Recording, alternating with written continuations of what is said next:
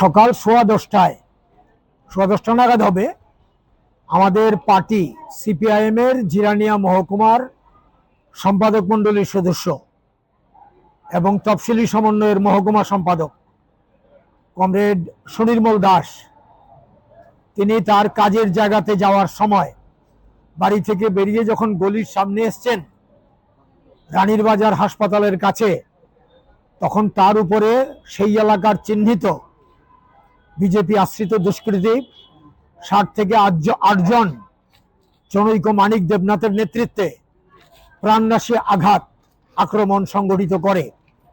সেই আক্রমণে রাস্তাতে লুটিয়ে পড়েন সুনির্মল দাস। তার বাঁ হাত 2 টুকরা হয়ে যায়, তার পায়ের নিচে, হাঁটুর নিচে 2 টুকরা হয়ে যায়। তারপরেও তিনি যখন রাস্তায় লুটিয়ে পড়েছেন, ফিরে এসে দুষ্কৃতীরা আবার মেরেছে তাকে। অর্থাৎ আমরা মনে করছি সশস্ত্র দুষ্কৃতীরা তাকে হত্যা করার জন্য এই আক্রমণ সংগঠিত করেছে। আশপাশের মানুষ যদি সচেতন না হতো তাহলে তাকে হয়তো হসপিটালে আমরা জীবিত আনতে পারতাম না। তাকে তৎক্ষণাৎ হসপিটালে পাঠানো হয়েছে, জীবিতে ট্রমা সেন্টারে আছে। চিকিৎসকরা এই মাত্র তাকে নিয়ে পরীক্ষা নিরীক্ষা করেছেন, আঘাত সিরিয়াস।